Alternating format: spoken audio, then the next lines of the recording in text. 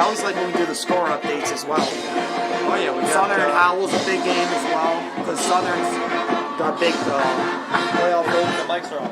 12 cars coming to the final lap.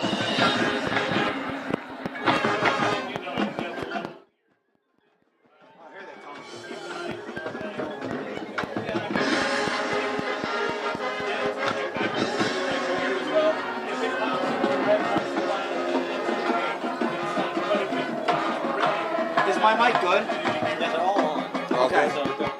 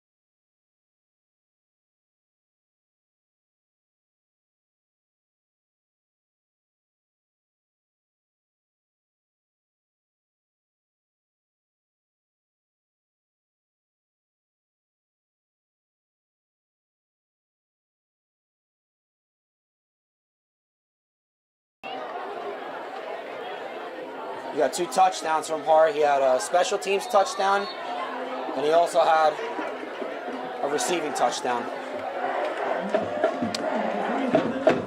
Oh, here we go. Band's ready, Raider Nation ready, and we are underway from Dvorak Field. This one a short kick, fielded on a hop by an upback, and he gets up around the 25-yard line or so, and that's where Toms R East will start their offensive attack. So you've got Brandon Pines this season, you know, about 50% completion percentage, 2 touchdowns, interception, but it's going to be with the legs tonight if they're going to have a chance.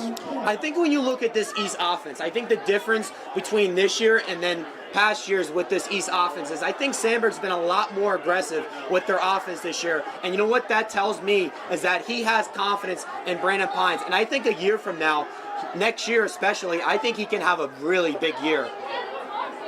And so East will start it off here at their own 25-yard line, spreading it out a bit, 3-wide look. Pines rolling to his right. He's got some pressure coming from his left. Going deep there, Consuelo, no good. Incomplete. A little bit wide of the mark. It'll bring up a 2nd and 10. It looked like they beat him a little bit. He beat Pruitt there on that route, and it looked like it was going to be a fake short pass. Brandon Pines was looking for Consuelo downfield, and he actually beat Pruitt on that play and just wasn't able to execute. Yeah, Beacolo, number 76, coming from that weak side. And we noticed last time we had North against South, a lot of pressure coming from the defense. That's right, and if you're Toms R East, you have to be aggressive back. You've got nothing to lose in this game. Get some big plays offensively. Get some trick plays going. As we get this kind of jet sweep and no place to go there, as Schnurr gets thrown to the turf real quick. That was Biaco again, 76, with the tackle. And that's what North does to you. That's what they're going to do. They can stop the run at a high level, and Biaco is one of the more underrated players on this defense for Toms R North. He's going to be a big factor in this game. So that's a loss of 4, bring up a 3rd down and 14 for Toms R East. And I expect to see some blitz on this play from Toms R North's defense. You're going to see a lot of safety blitz as well with Ford and Pruitt.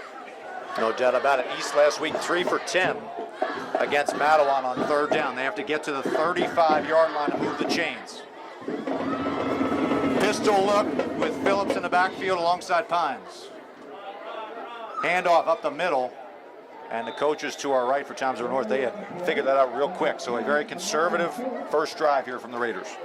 Yeah, and so far a good start for Toms R North's defense, a 3-and-out to start, and now their offense is going to be getting the ball, and this is what we're going to see. Towards the east sideline, bounces back, and that will be a very poor effort from a usually reliable player in Mike Bruno, and that'll give Toms R North excellent field position, which they usually don't need.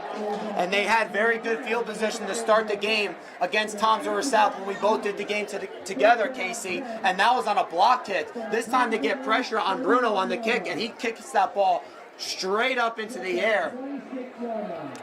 So 1st and 10 for Micah Ford and Toms R North, again, 2nd-ranked team at the Shore, behind only Red Bank Catholic.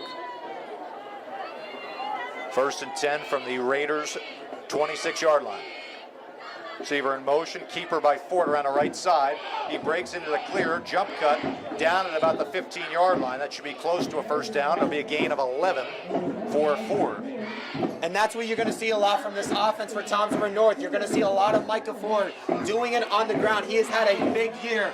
23 total touchdowns, 1,600 total yards on the season. He can do it with his legs, and he can do it with his arm. He is a lot better. He was very good last year as well, but I think he is a lot better player than what he was last year. Just the development and the improvement that you have seen year in and year out from Micah Ford since he's been playing as a freshman. No doubt about it. Jet sweep by Jackson around the left side, and he gets almost 10 on that one. All depends upon the mark, whether it'll be a 1st and goal, and it will be. So Toms R North getting 10 yards, 11 yards here. Just keep churning that machine. And Nasir Jackson on that run there, he's had a very good year as well as a sophomore there. They like to have him in jet sweeps because he is a speedster of this offense. You look at guys like Moore, you look at guys like Nasir Jackson, who are the smaller type of players on this North team, but they've got electric speed. So 1st and goal, Toms R North at the 5-yard line. Josh Moore in the backfield alongside Ford. Handoff up the middle. Moore pushing his way inside, gets maybe 3 down to about the 2. So just when you got to worry about Micah Ford, here comes Josh Moore, who's had a great year as well. Josh Moore's been doing it all year long, and I think he's one of the more underrated players in the short conference. This offense is just absolutely loaded for what they got with the running game and the receivers that they got on the outside and their offensive line. So 2nd and goal from the 2. Fakes it. Wide open. Oh, he dropped it. Oh, man. Bolin dropped it in the end zone. He had it. It was a perfectly designed play there by Coach Oz. But a little bit of a break there from the Raiders, or for the Raiders, from the Mariners as he dropped a wide open touchdown. And it's really kind of rare to see Ty Bolin going out for passes like that, but he knows that's one he's got to come up with. Perfectly executed play from Thompson North, but Bolin just couldn't make the catch. And so now a crucial 3rd and goal from the 2-yard line for this East defense as they'll try to stop North. Moore in motion. It's going to be going to Ford here. That's usually what they do when they put these guys in motion. Strong side run. Micah Ford pushing his way in and goes in for the touchdown. So Micah Ford picks up, touchdown number 24 on the season. And just like that, Toms River North is up 6-0. Touchdown number 24 total on the season for Micah Ford. He has been doing it all year. On that play, you saw Toms River North stack the box where they have Moore come out in motion. And when they do that, you know Micah Ford is running. And just like that, Toms River North off to a great start once again in this game. As Papa Nicholas comes on for the extra point, snap is good, hold is good, kick is up. And it is true here. So at the 8:08 mark of this opening quarter, it's Toms River North taking a short field and driving down with Micah Ford capping it off with a touchdown. North up 7-0. Yeah, and I think I was a little bit surprised by North's offense on that first drive that we didn't see an up-tempo. We saw that in the game against Toms River South, and that's something that they like to do a lot on their first drive. But against Toms River East, they didn't do it there. Let's see if they do that later on in the game. We'll see if Toms River North does a little bit of up-tempo. The one thing I'm really looking at with this offense now with Toms River North until the end of the season, until they get into the playoffs, because we know that they're going to go to the playoffs and they're going to get a high seed in their bracket, is I'm kind of wondering to see if they're going to get Kazanowski going in their offense a little bit in the pass game. He's a very good blocking tight end, but I'm curious to see if they can get him more going in the passing game on offense. Yeah, I mean, there's just so many different weapons that Coach Oz can dial up, and that makes it such an easy job for him as a play caller. When you've got guys that are bigger like Kazanowski, you got a bigger kind of brooding running back / quarterback in Micah Ford, and then you can always go deep here with these speedsters like Council and Pruitt. It's like living in heaven. This is a very good balanced offense from Toms River North. You've got big guys that can make plays like Council and Pruitt, and you've got small guys like Moore and Nasir Jackson who are also very good in this offense. As this kickoff angles toward the sideline, and Consuelo takes it. I think he was trying to let it go out of bounds, but it took a weird hop over there. And so it'll pin Toms River East deep inside their own 10-yard line. It was not a smart play right there from Consuelo to touch that ball. I think he should have just let that ball go out, because if it does, it's a penalty, and East starts with good field position. Just really not smart, but East catches a little bit break there. At least that ball goes out of bounds as soon as Consuelo touches it. So they will start at their own 8-yard line. Again, Brandon Pines, signal caller. He's had up and down season, been battered around a lot in that backfield. He will try to get things going here on the second drive of the night for the Raiders. Back to throw, low snap. Oh man, he gets caught there and dumps it out. That's complete. How about that play? A little trick play there. Little razzle-dazzle works well for the Raiders to get up near the 30-yard line. Looked like he was dead to rights back there, but he stayed cool, calm, collected, and flips it out to his halfback and gets the first down. Hey, just the way they threw it up there, and you see Toms River East now going with a little up-tempo here. 20-yard pass play for the Raiders up there to the 28-yard line.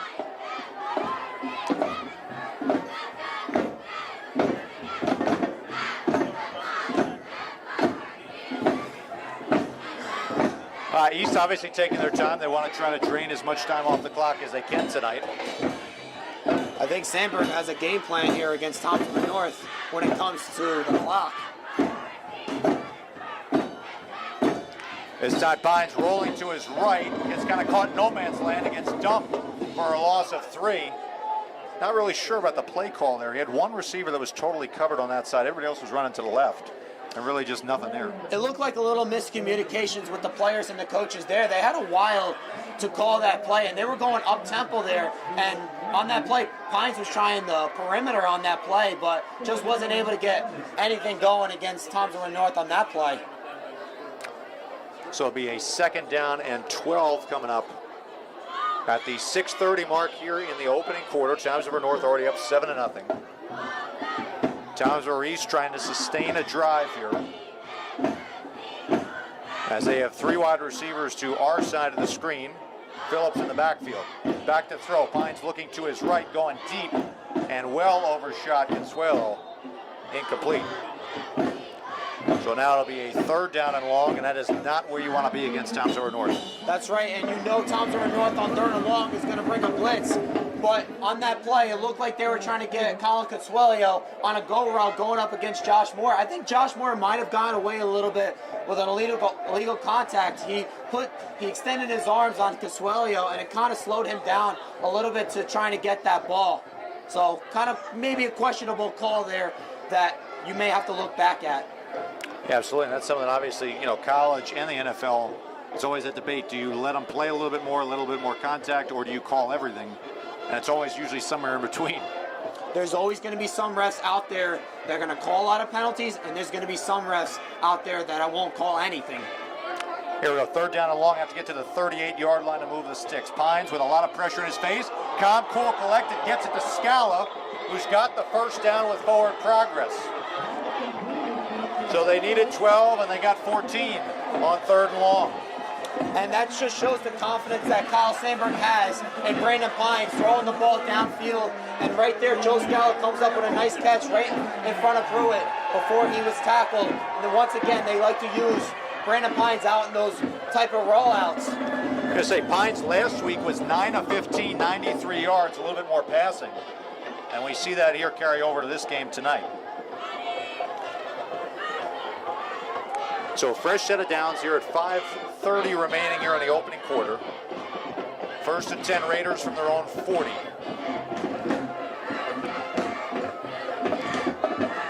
Hand off to Phillips, trying that stretch play, and Townsend North not really letting anything go around that right side. No gain on the play for Phillips. Looks like they try to get a little RPO going there, and Phillips just had nowhere to go. If Townsend East is going to have to move the ball offensively on a consistent basis, they're going to have to get the running game going with Amari Phillips. And no doubt about that there, Greg, is you just have a Townsend North defense that flies to the football. You know what I think is kind of rare? Early in the year, we saw a lot of Avery Phillips running the football with Amari Phillips, but now you're really just seeing Amari Phillips as the only one back there receiving a lot of those carries. It's not been much of Avery Phillips being a part of this offense. No, you're right there, Greg. 2nd down and 10. Pines looking at this kind of short bubble screen, incomplete to Hart. Took his eye off the football for a second and drops it. As you see from his reaction there, it'll bring up another 3rd down and long test for this Raiders offense.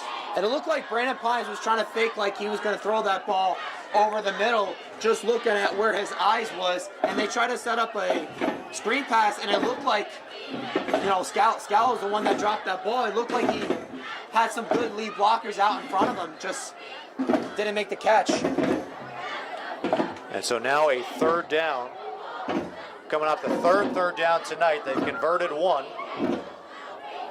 Let's see if they can get another one here. Have to get to midfield to move the chains. As the official stops play here. Clock is stopped at 4:21.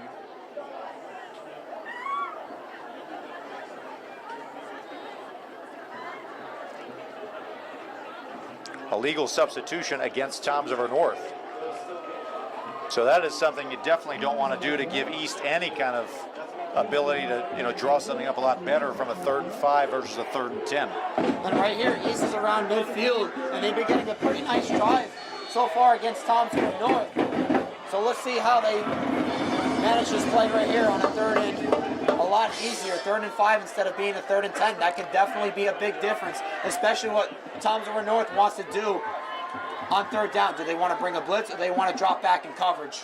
That was exactly what I was just going to ask you, Greg. Hey, well, I did it for you. Let's see what we have here. Pines, handoff, Phillips, jump cut, and he tried to do a little too much there. If he went upfield, he could have had a chance.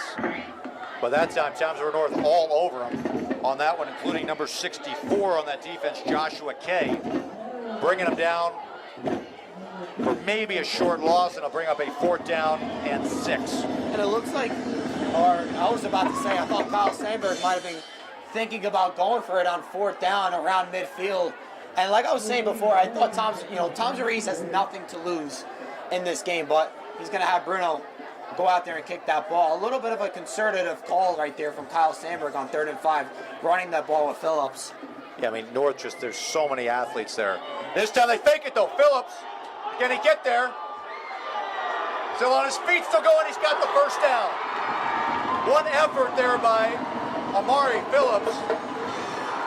And so a little trick up the sleeve of the old special teams coach from way back in the day, Kyle Sandberg, as they move the sticks using special teams. And like I was saying before, Thompson East, you have nothing to lose in this game.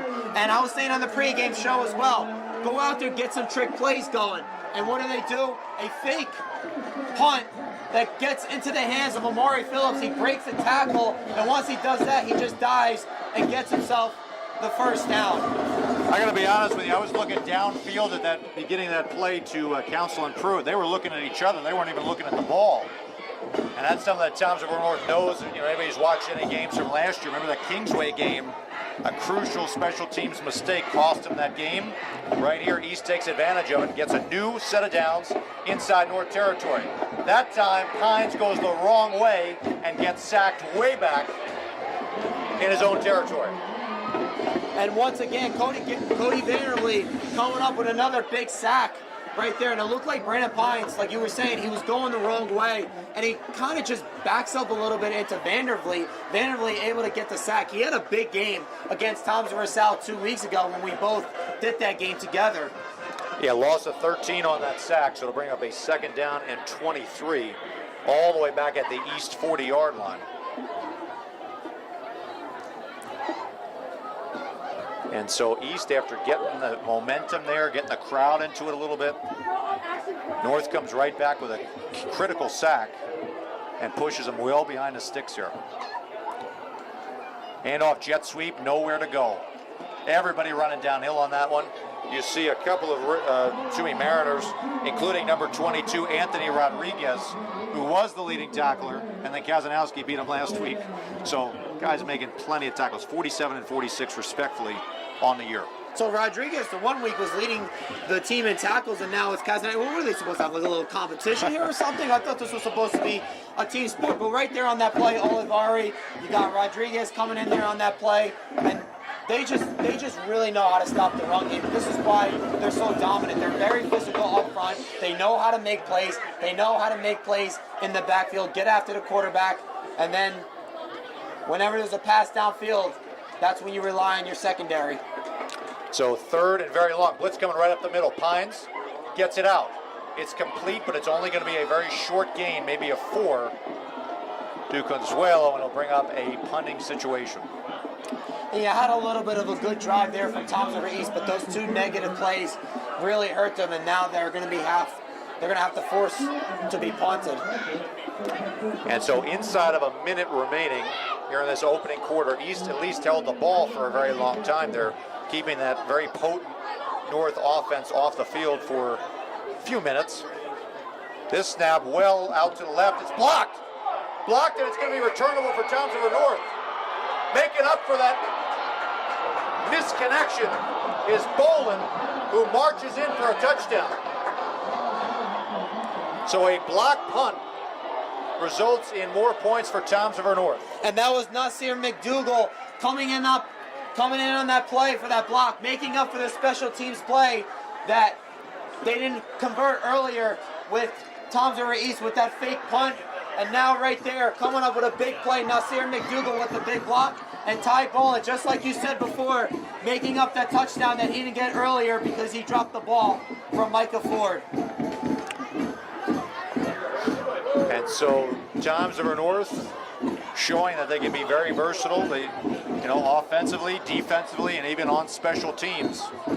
After making, a little bit of questionable head call there on that fake punt, they make up for it with the block, and now the extra point by Papa Nicholas goes up, and it is true. So a 14-0 ball game here with just 22 seconds remaining in the first quarter from Dvorak Field.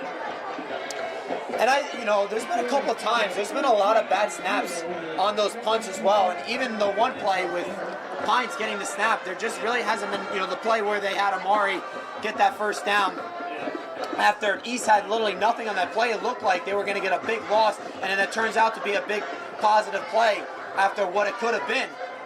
So the snapping has to be a lot better for Toms River East. Nicky Longo, center for Toms River East. Yeah, I want to went a little bit wide here. And, if you look at these two teams here, believe it or not, I can't believe it's a 40th meeting between Toms River North and Toms River East. Of course, a lot of people remember, going back in the years, they used to play on Thanksgiving for so many years, or Thanksgiving week.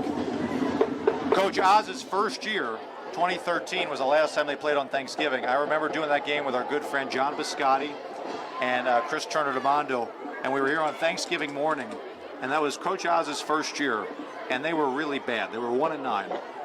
And East was equally as bad that year, and the only scoring was when North muffed a punt on about the 10-yard line, and East went in. Somebody had to score in that game, a 7-0 game. That is the only loss, by the way, for Coach Oz in his tenure at Toms River North. That's right, and 2013 was the last year that Toms River East beat Toms River North. Exactly, so we got a return here. There's Avery Phillips coming up across the 20-yard line and down to the 23.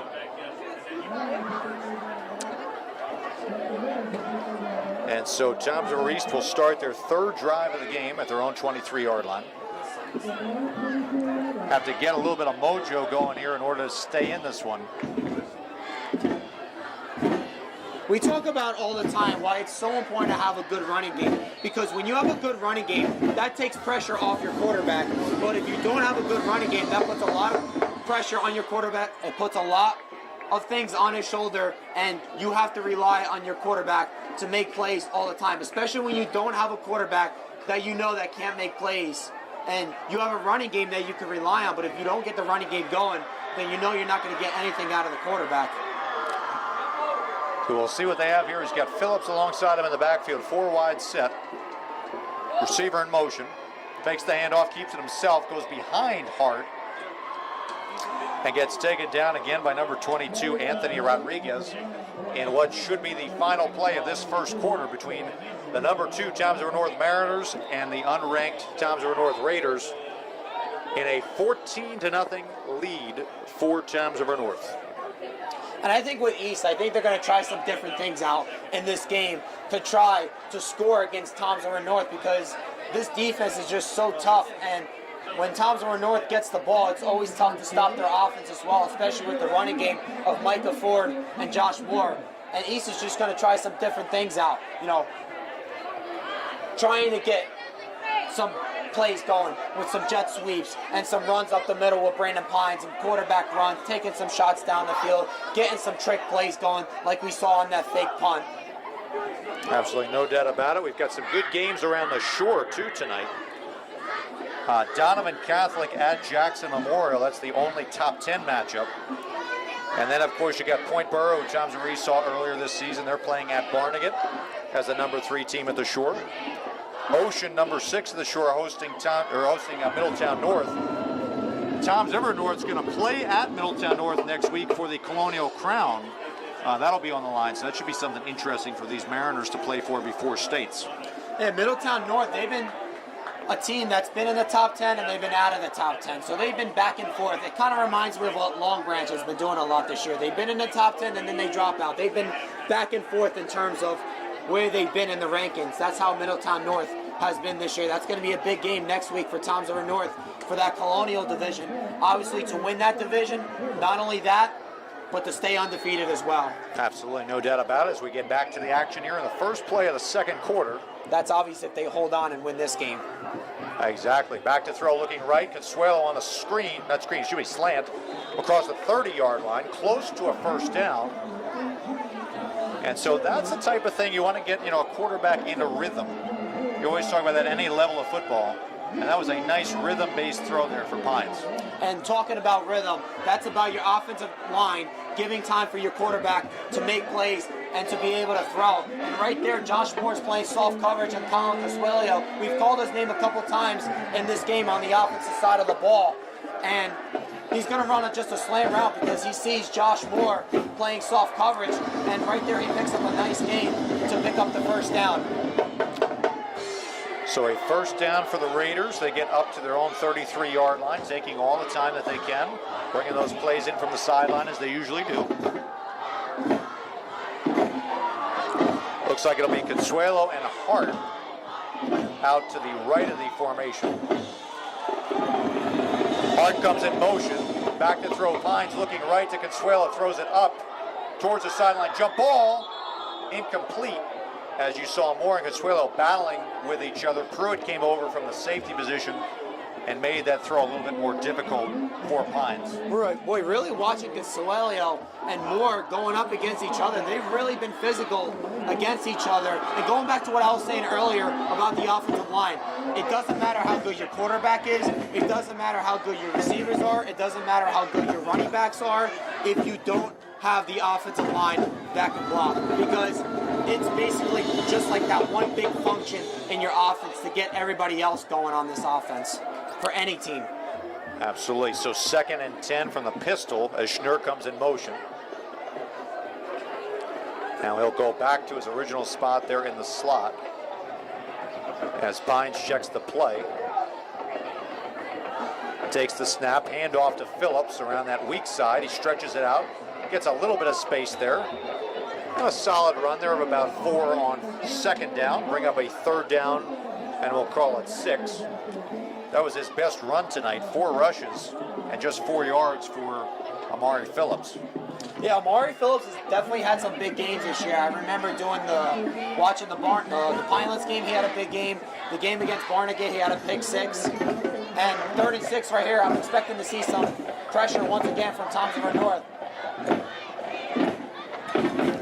Yeah, 2 for 4 tonight on 3rd down. As they're going to have to get up to the 43-yard line.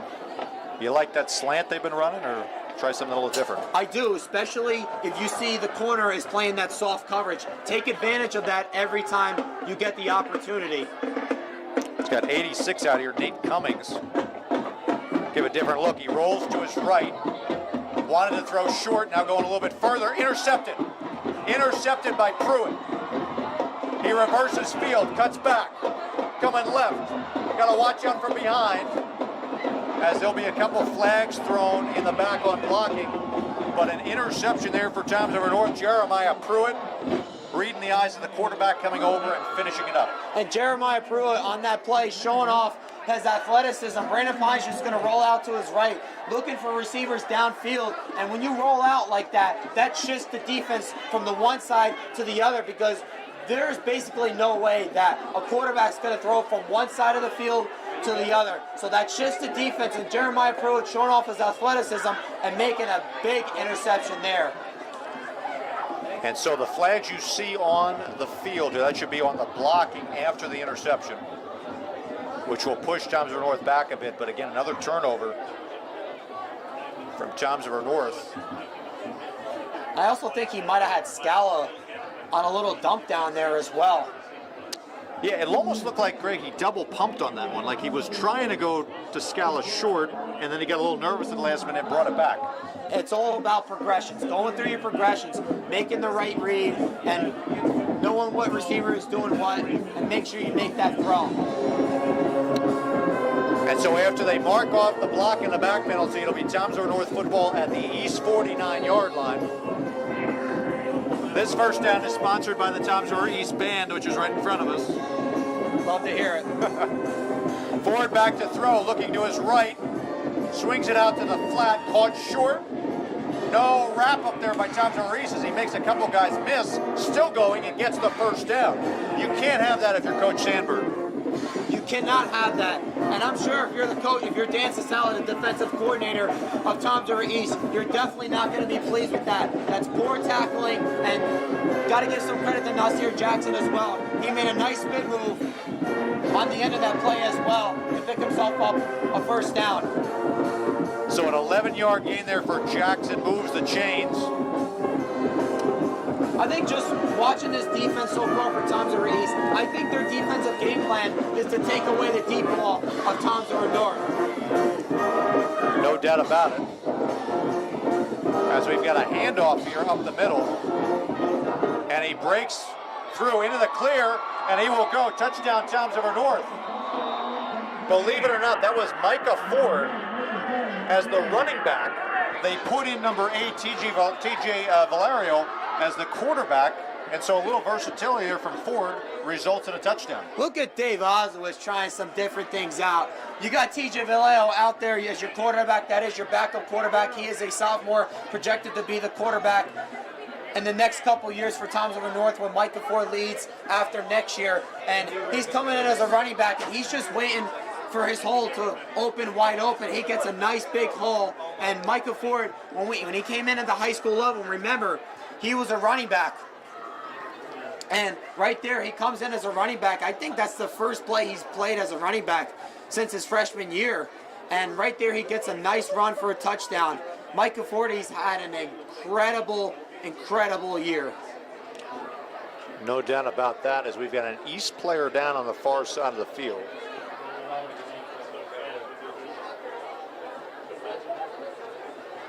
They've got him sitting up, as trainer Kristen is over there providing some medical attention. But flashes there from Ford, as he's only had 3 rushes tonight, 51 yards, 2 touchdowns. Regular day at the office for him. Yeah, just a regular day for Micah Ford. He knows what he's been doing all year long, and he continues that as the season goes on. In games where he plays, he's well prepared to play all the time. Coach Oswald's got to give a lot of credit for him this year. Always having his guys ready to play is always key.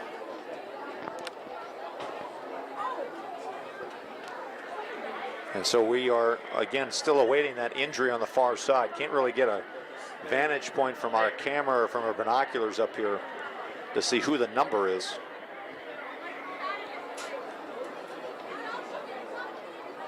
The player is down, appears to be moving though, so that's always a positive sign.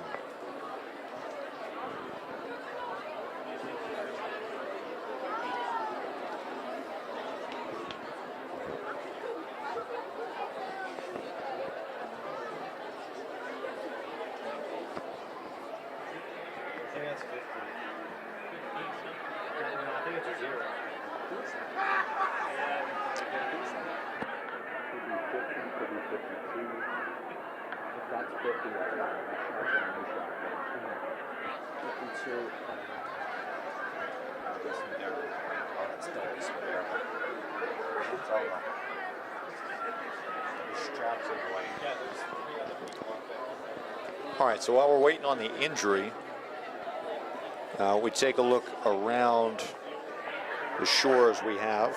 Still not really getting too many scoring updates because we start at 6 o'clock here on TR Schools TV. A lot of the other games start 7 o'clock and later. So we'll have some scoring updates as we go throughout the rest of this game. You got Toms River North here so far. Good day at the office, as we were saying, for Micah Ford. But, you know, if you're looking at, if you're Toms River North so far, where's one area where they haven't been as crisp as you would expect? It's really hard to tell what area of their team that they have been crisp at, because I think their secondary is very good. Their linebacking core with Rodriguez and Bolin is very good. Their defensive line is very good. Their offensive line is very good. They got the quarterback. They got the running back. They have the receivers on the outside that they can make plays. I think I don't know if it's really in an area you can say that Toms River North has like a weak spot, but I think the one thing that can hurt Toms River North going into the playoffs is going to be those penalties. And when you have a tendency of being very aggressive, you're going to convert penalties. But when we're talking 15, 20 penalties in the playoffs, almost like what they had last year against Kingsway in that game, that's going to be big for Toms River North. That cannot happen. You're going to have penalties, yes, but you can't let it get out of hand where it's going to be 10, 15, 20 penalties in a big game in the state playoffs. As you see there, Ryan Ushak, number 50, the senior lineman for Toms River East. He comes off with some assistance there, not really putting a lot of weight on his right side as the extra point from Papa Nicholas goes up, and it is good. So with 9:37 remaining here in the first half, it is 21-0 Toms River North. That would be a huge loss here for Toms River East if Ushak cannot come back. He has played in some big fights here for the Raiders. And Ryan Ushak, talking to him a lot, he is a competitor. He always wants to be out there. He always wants to be a player that's always a part of the game, always wants to be in there on plays. And to see him go out like that is just not good to see. And, you see his teammates, Joe Scala over there, pat him on the back. Longo's over there, pat him on the back as well. That's just good sportsmanship right there from your own teammates as well. Hopefully he can get back on that field. Doesn't look too good for him. He was a guy last year, first game of the year against Southern Regional. He got hurt the first game of the year with a knee injury and did not play the rest of the season. And coming into this year, he's been healthy so far up until now against Toms River North. Just doesn't look good for the kid, especially for a kid that's going to be a senior. He won't be back here next year. A true competitive player is the way I describe Ryan Ushak. Yeah, his last rivalry game here on this turf. And so it'll be Toms River North kicking the ball away to Toms River East. See if maybe they can get some sparks from their special teams here. As this one fielded on a bounce by Consuelo. And he fights his way through to the 15-yard line just across it. They'll mark him down at the 17. And that's where Toms River East will start their next drive. And so if you're East here so far tonight, looking at the stat line, Brandon Pines 4 for 8 with just that interception on his last throw. But really the surprising stat's got to be Amari Phillips, only 4 rushes, 4 yards. They're going to have to get him going if they're going to be able to put points on the board tonight. And you're only going to get him going by getting him the ball more. I think 4 carries so far through almost a quarter and a half. Really, he's not going to get the job much done. And I understand you want to have confidence in your quarterback in Pines and you want to be aggressive in this game. You've got nothing to lose. But I think you got to get Phillips going a little bit more in this game. And so it'll be 1st and 10 Raiders at their own 17-yard line. Pines back to throw, looks to his left, bubble screen again. Missed tackle by Toms River North. Gets out of it into the clear a little bit there and out across the 25-yard line for a first down goes Toms River East. That was Hart picking up that bubble screen. He dropped one earlier, makes up for it here and gets the Raiders first down.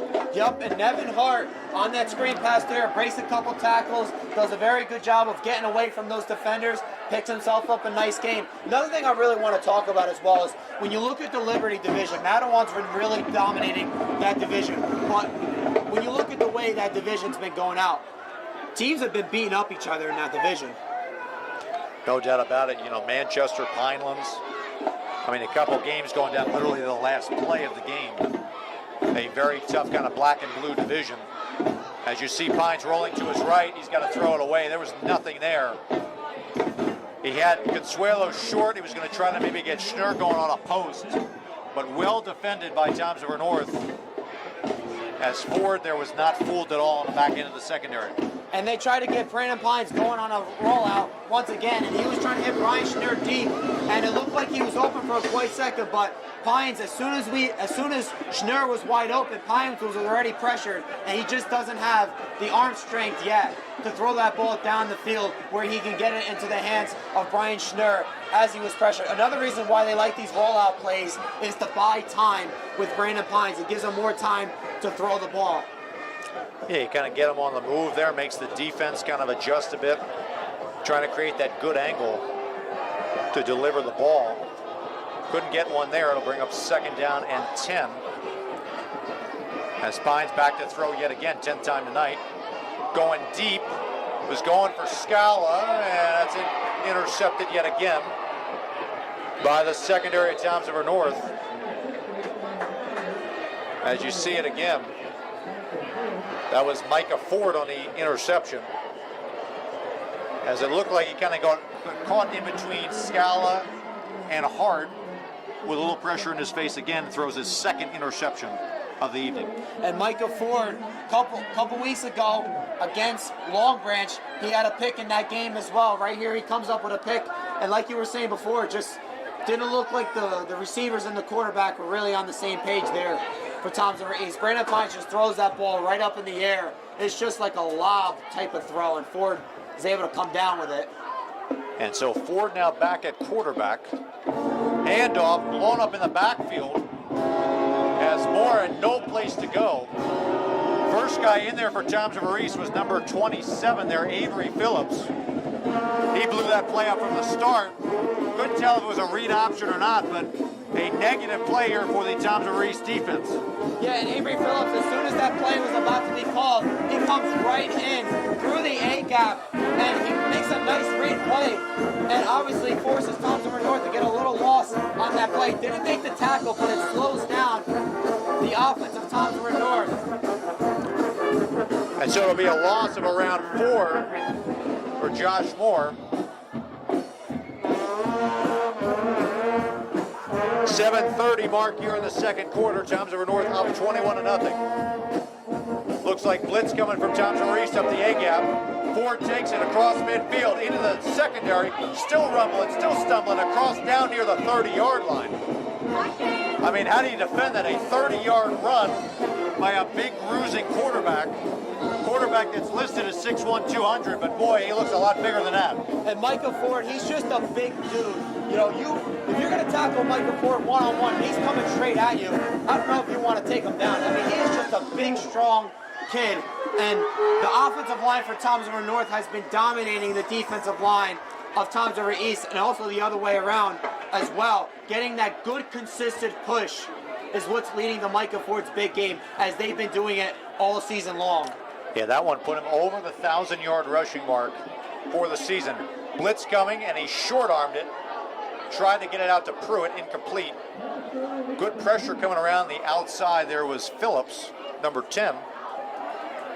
Causes the errant throw.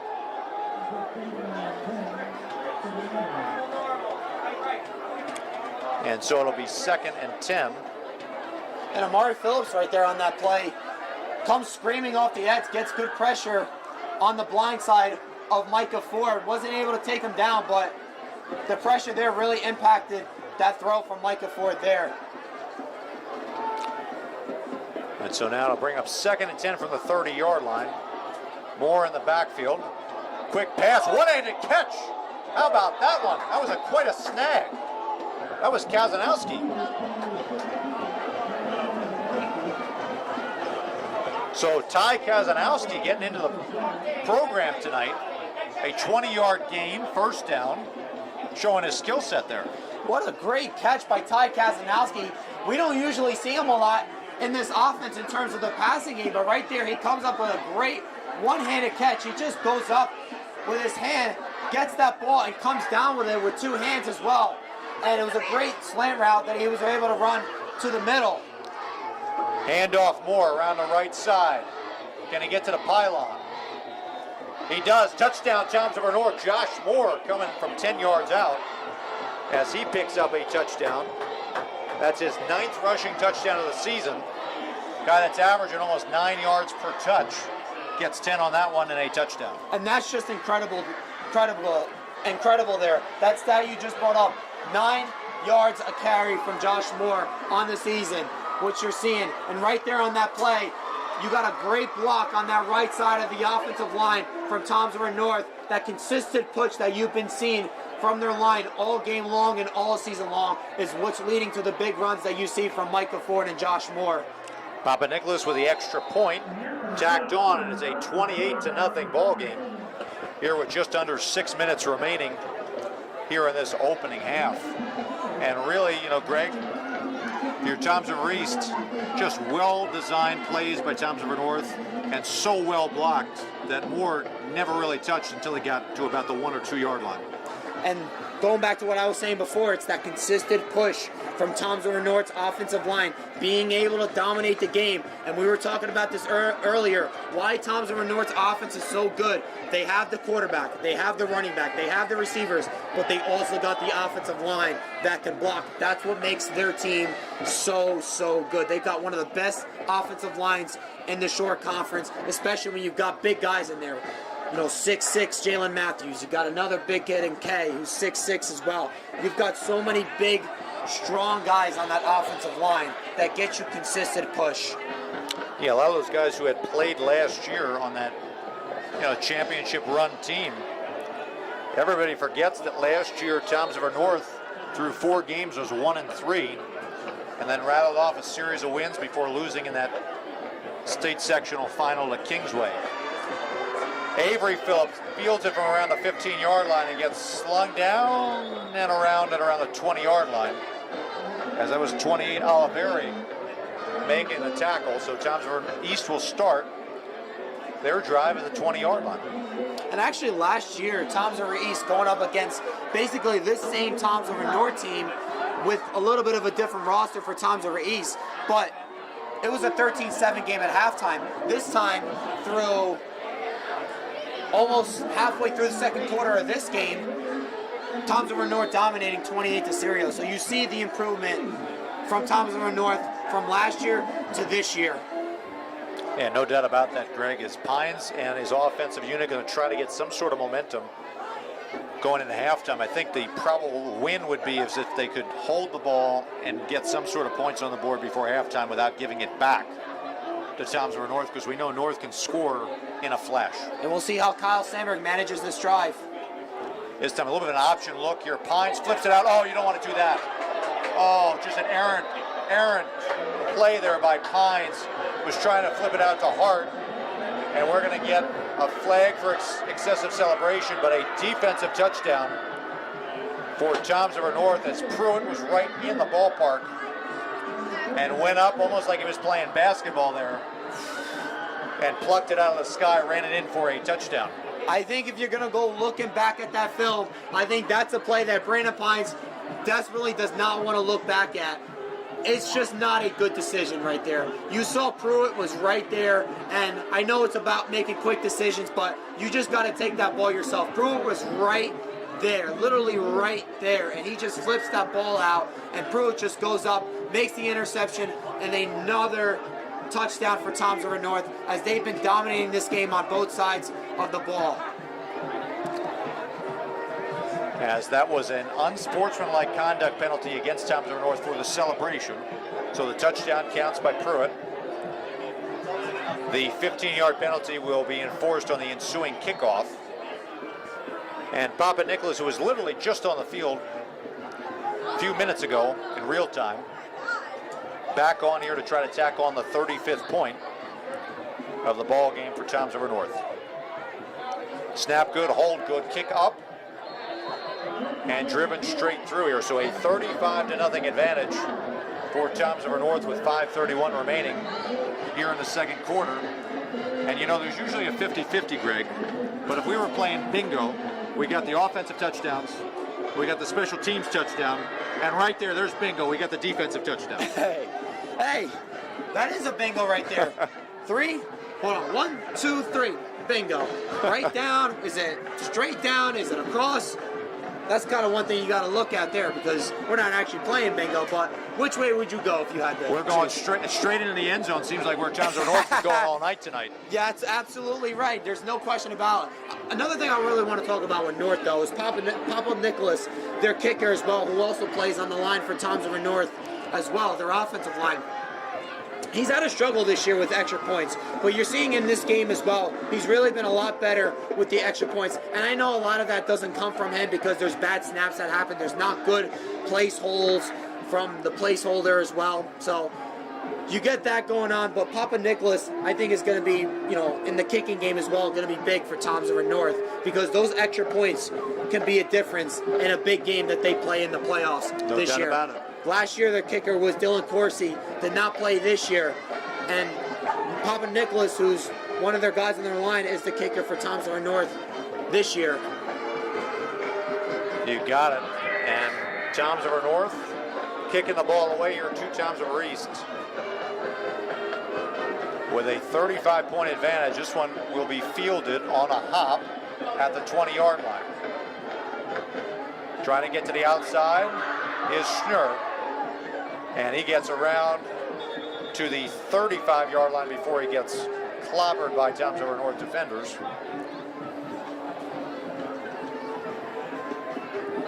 And so that's where Toms River East will start their next drive here. Pines will try to atone for that kind of bad judgment play there on the pitch on the last drive. So Pines has had 3 turnovers, 2 interceptions, the fumble on the last play. Psychologically, how does he get back in this game? You know, it's been definitely a rough game for Brandon Pines. And against a team like Toms River North, who's number 2 in the short conference, and you're being well overmatched against, it's going to be really tough to get back in this game. But I really want to talk about Brandon Pines real quick, because I know he's had a tough game, but I really think that Kyle Sandberg really has a lot of confidence in this kid. If you see, he's got a very good arm. He has the ability to throw the ball down the field and make plays, but we just have to see that more from him, especially going into next year. He's going to be back next year as a senior, so he's got all offseason next year to work on his game and to get better and to have a big year. No doubt about it, as we see a little bit of a different look here from Toms River East. As that's a handoff up the middle. They put in 22. And that's Anthony DeMarco, a sophomore quarterback who has had a few cracks at it this season. I'm trying to think back, I think it was the Point Borough game. He had a little bit of an opportunity there. Yeah, Anthony DeMarco, his father actually is about to be the assistant principal now for Toms River East High School. So congratulations to his father. There you go, yeah. Hey, keep it in the family. That's right. I know his father really well, too. So here is 2nd down and 9 call as he will go back to throw first time tonight. Rolling to his right and dragged down there, man. How about that one? So a sack there by Toms River North. Welcome to the ball game, Mr. DeMarco. Yeah, not a good start for Anthony DeMarco early on in this game, for him checking into the game. And right there, we called Balco's name early on in the game. Right there, he comes up with another big play. Yeah, he seems like he has been there all night for Toms River North, as we've got a couple new players checking in the ball game for Toms River East, as Coach Sandberg trying to figure out something here with about 3:45. Let there be light. Yep. Here in our press box on a 3rd down and long for the Raiders. Rolling to his right, looking to throw again and sacked again on back-to-back plays is DeMarco. That time Kazanowski came in there and wrapped him up for the sack. And once again, you see DeMarco, like they were doing with Pines earlier in the game, doing those rollout type of plays to try to buy some time, and he just wasn't able to get himself connected to those receivers downfield, as they weren't even open, and DeMarco had to keep him himself, and he took another sack. So 3 minutes and rolling here. All right, it's 4th down, Casey. What do we do here? Well, you got to go for the 4s here. Yes, you got to go for the 4s. Just like Christopher Columbus, you got to go for the 4s. Although Toms River East wishes they had 4 sets of offense out there to be able to go against Toms River North. Hey, I'll say it like this. Like 4 voyages. Hey, I'll say it like this. Christopher Karnagowski. How about that? That seems like we mixed Italian and Polish all in the same category here, as Toms River East takes a timeout with 2:42 left. We're just full of surprises here on TR Schools TV. And if you guys don't know what we're talking about, Casey Karnakowski is a middle school teacher at Intermediate East, and he was dressed up as Christopher Columbus Monday when all the kids were in school for Christopher Columbus Day. He was dressed up as Christopher Columbus. Yeah, it was some good PR for the district, obviously, you know. And we're all mocking him here. We're all here for him. The superintendent came here, Mr. Sitta, and, you know, put the blessing on it. So things are all good over at the land of the Rockets. Actually, speaking of the Rockets, we've got the Intermediate East Band playing alongside the usual Thames River East marching Raiders here, so a nice collaboration. These guys will be here soon. These Intermediate East kids will be future Raiders. No doubt about it. As we've got a punting situation coming out of that timeout for Thames River East. Bruno trying to atone for that last kind of wide snap that got blocked. Better punt there. Best one of the night here for Bruno as he angles it towards the sideline away from both Pruitt and Council. They'll mark it right at midfield. That was actually a pretty decent punt there by Mike Bruno, and you saw Cody Vandervliet come up and get a little pressure there on that kick from Mike Bruno, but that was definitely by far his best kick of the night. No doubt about it, and we'll see Micah Ford is coming back in. 4 Thames River North along with Moore, so they're keeping the starters in here with a 35-0 lead before the half. Would not be surprised if they probably play out this last drive. And then you'll see a lot of JV names probably coming in the second half for Thames River North. As they start here at midfield, back to throw Ford, looking to his right, trying to go deep. He's going deep, wide open. Oh, wide open, too easy. That's Pruitt. Touchdown, Thames River North. A 50-yard connection. Miscommunication there for Thames River East on the secondary. Left Pruitt wide open.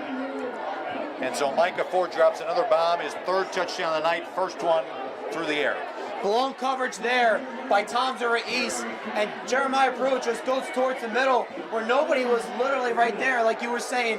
No miscommunication from Thames River East's defense, and Pruitt just gets himself wide open on the blown coverage by Thames River East. And Micah Ford with another good ball once again, and Thames River North has really been dominating this game. So Papa Nicholas on to try his 6th extra point of the game. And a 6 for 6.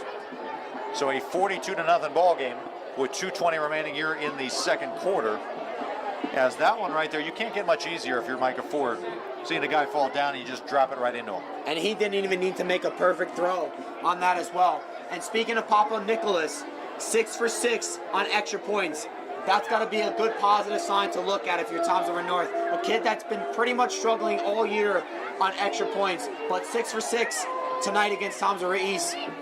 Definitely a good sign for North. Yeah, getting the job done here. Micah Ford, by the way, 3 for 5 through the air, 81 yards with that touchdown. Just 4 rushes and 81 yards on the ground with 2 touchdowns. So, you know, I mean, he's not having the big night that you would expect, but he's still putting together a lot of solid numbers. And they don't need him to have that big night, and they don't really need Micah Ford to have big games all the time, because they have other guys on this team that they can make plays for, and Micah Ford has to manage and pick up those players as well and be a leader, and that's what he has been for Thames River North. You got Josh Moore, you have an offensive line that can block, you got Jeremiah Pruitt, you got Tariq Council, you have Ty Kazanowski, who we saw on that play as well, come up with a big one-handed catch, and he's a great blocking tight end as well. This will be hard to field it inside his 10-yard line. Across the 15, dancing around, and slam back there by Thames River North. As they get a little chippy there along the sideline. Until it's a rivalry game between these guys, Oliveri and Hart. And so I guess the big question now coming in to this drive for Thames River East is, who will we see at quarterback? Will we see the young guy, the sophomore, or are they going to put Pines out there again? Well, then they also got a quarterback in Aiden Zitt, who's also a sophomore as well, number 87. That's another option you could definitely go at for quarterback if you're Thames River East. We'll have to see and wait how Kyle Sandberg manages this game.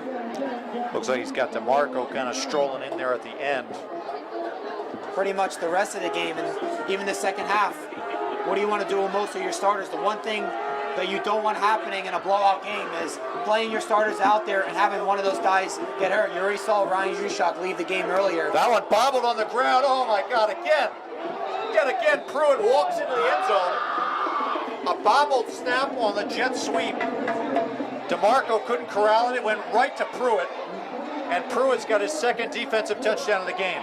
And right now, it's just been a nightmare for Thames River East. just bad snaps. Nothing has just gone their way in this game, and another costly turnover for Toms River East. And Toms River North is just racking up that scoreboard right now.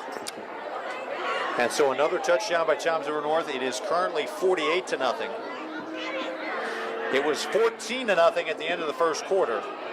And Toms River North now has rattled off 5 scores, including 2 defensive touchdowns here in this second quarter, as Papa Nicholas is up and good again. So a 49-0 advantage as they get dangerously close now to potentially setting a record in this rivalry series. We said it is the 40th matchup between Toms River East and Toms River North all time.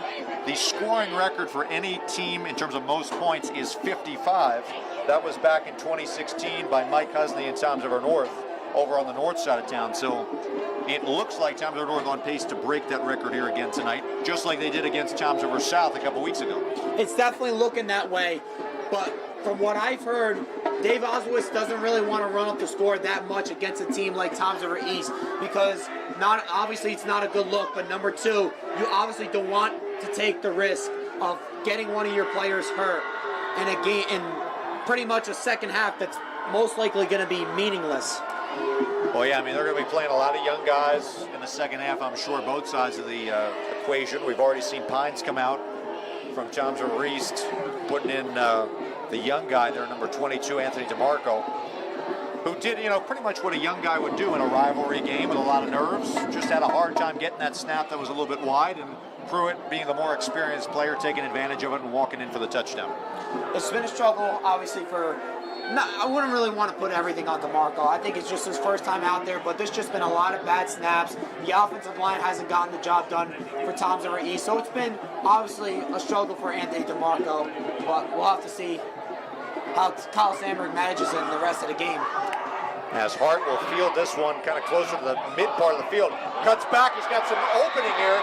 30, across the 40, and gets knocked down by an up-back. So a little bit of a spark there as Hunter came up with a tackle, but not before Hart, after changing directions, gets up to the 43-yard line. And there, a positive play for Toms River East. And remember, back in the beginning of the game, in the first quarter, Toms River East had a little bit of a nice drive going. They were around midfield of Toms River North, and they were getting a little something cooking. Even on that play, the fake punt that you had with Amari Phillips getting the ball and running it in for a first down after he breaks the tackle, and then the play where Brandon Pines gets a bad snap in the backfield, and we thought that was going to be a big loss, and it turns out to be a big positive play for Toms River East.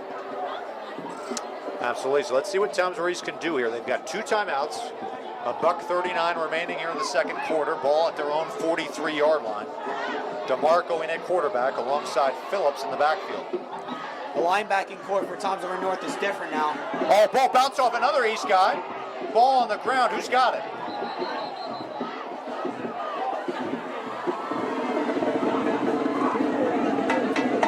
Another turnover. He had another turnover by Toms River East. I mean, by Toms River North's defense, what do you say at this point with everything that's been going on? I know, we might want to do a little bit of a check here, see if the Marx brothers are out there, because I haven't seen football like this since the movies. I mean, it's just, how much bad luck can you get as an offense if you're Toms River East? You just really can't make it up. You really can't make it up at this point. I mean, it's just insane what we're really seeing. And so Toms River North getting the ball back again. Valerio in there at quarterback for Toms River North. He hands to Josh Moore, who spins around, gets to the inside, and then gets slammed down there by number 72, M.J. Williams. And so now Toms River North, they have 3 timeouts if they'd like to use them here. Up 49-0, clock rolling. I think if you're Toms River North here, you just run the clock out and go into halftime. Yeah, I would bet, yeah. You've got a 48-0 lead. You don't want to take the risk of one of your starters getting hurt. Just go into halftime and come out in the second half and play another half of football and close the game out.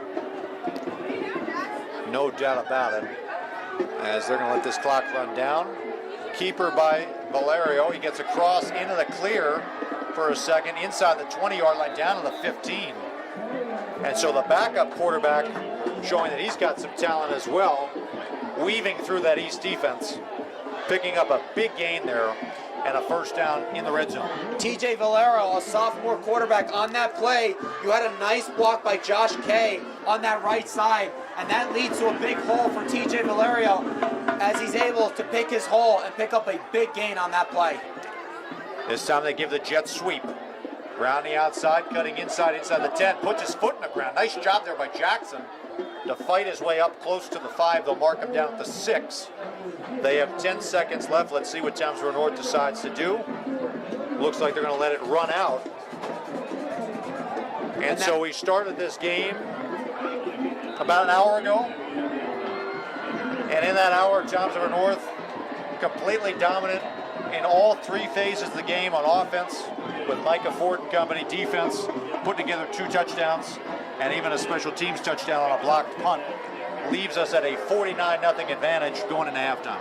Townsboro North has been doing it on both sides of the ball. Once again, another big first half from Micah Ford. Last week against Lacey, they were up 42-0 at the end of the first half. 41-0 actually, my mistake. They were up 41-0 against Lacey. This week against Townsboro East, up 49-0. And you expect that you're going to see a lot of their backup, their JV players, to get some varsity experience and play in the second half. But you've been seeing it from the main guys of Townsboro North. Micah Ford doing it on the ground, doing it with his arm. Jeremiah Pro's been doing it on the defensive side of the ball, getting after the quarterback, making big plays, and even a receiving touchdown to go along with that as well. A 50-yard touchdown. Hey, no doubt about that. I mean, they've done it every which way. And you're right here, Greg. You know, you're going to see in the second half a lot of fresh faces that you never know might have to be the key players that step up. God forbid there's an injury come November in the playoffs. That's right. And, you know, for North, you definitely want to just see where this team's going to go from now to the end of the season. You play Middletown North next week. This is probably going to be a win for Townsboro North from what it's looking like. But next week against Middletown North, going to definitely be a big game for them, especially for the division, and especially for the playoffs and power points, which is going to be big for North.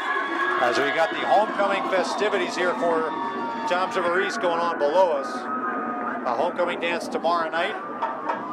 And so you got the court coming out here, Kings and Queens.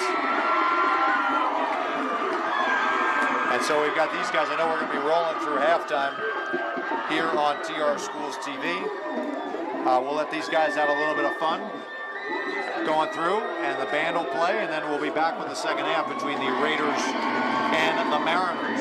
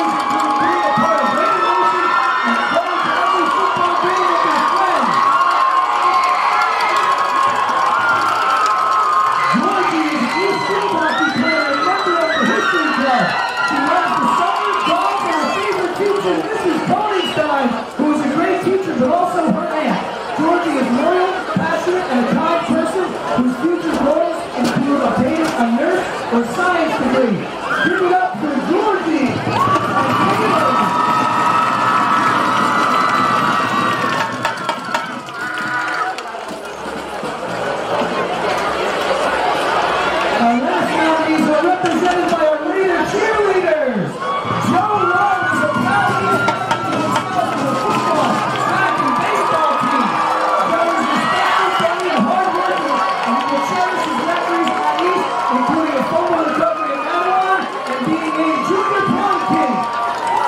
Brian Barnes is a key player on the football team and he also volunteers to Field of Dreams.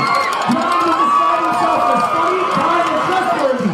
He dreams of one day being an entrepreneur and vacation in Malaysia. And lastly, but certainly not least, is Mike Bruno. Mike is hard-working, kind, and a personal student who is a member of the football and cheer team here at East. He is involved in FBLA, National Honor Society, and East Ambassadors while volunteering his time for Salvation, Army, and Field of Dreams.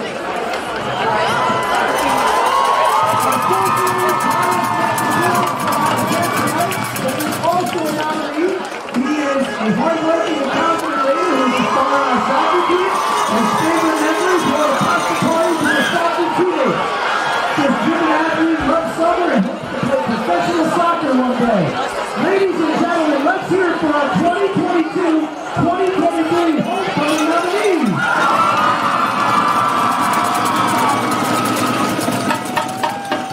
And next up, the performance by our very own Marcy Ritter.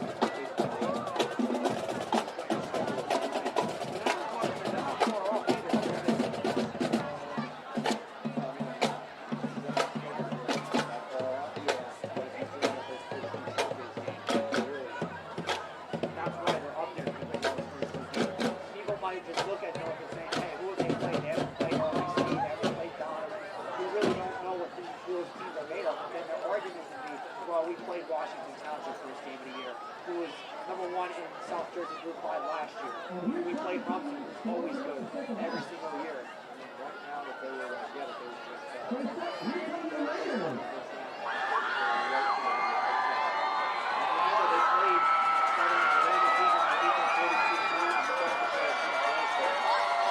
matchup they could end up playing. North, Washington.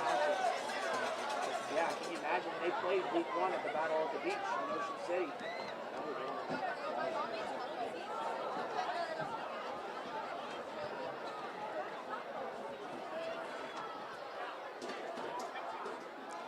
All right, welcome back to the TR Schools TV Game of the Week, presented by the TREA. Casey Kinnerkowski alongside Greg Mazzel.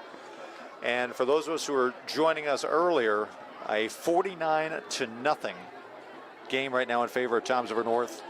But it's more than just the score, isn't it, Greg?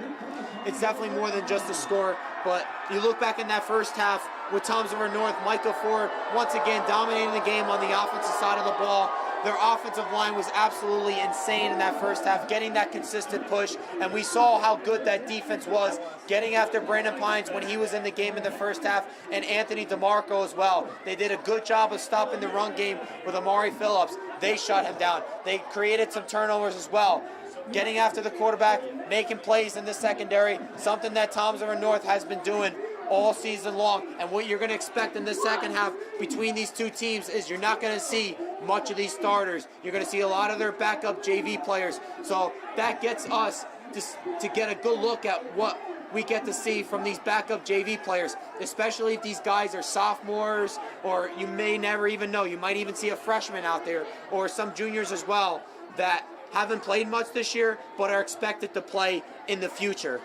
Yeah, for Toms River East, besides the score, you look at the key number 5 turnovers in that first half. Hard to climb out of a hole when you're playing against a team of this caliber. It's hard to win in any level of football when you turn the ball over. And yes, you definitely want to be aggressive, throwing the ball downfield and trying to make plays and taking chances. But the thing that's always going to hurt your team is turning the ball over, because you can always get a very good momentum drive going where you're driving down, let's say 50 yards, and you're over 5 minutes of good time possession, and then you kill the momentum with a turnover. That's just going to deflate your team. It's going to take the momentum away from your team, and it's going to give all that momentum to the opposing team as well. No doubt about it here. So with this game, obviously we're going to finish this out. It will be running clock in the second half based upon that 35-plus point threshold. We'll give you some updates right now from some of the games going on around the shore. That top 10 matchup between Jackson Memorial and Donovan Catholic, the 8 versus 4, a 9-0 advantage to Jackson and the Jaguars, who are back this year after being that struggled last year, but they competed in a lot of games last year where really got them to a point this year where they've been a really good team, and going up against a team like Donovan Catholic, who they're going to be heavy underdogs in. So far in that game, you're going to see what you're made of from both of those teams, especially Jackson Memorial. Last year, they had a rough season, but this year they've definitely been, as a team, they competed very well. It was a tie game at 17-17 in the game against Raritan, and it really showed what Matawan really was made of. But again, a team like Middletown South, who's one of the best teams in the Shore Conference, a good running back, but they're a young team, and they're only going to get better next year and the year after. No doubt about it, so we'll keep you up to.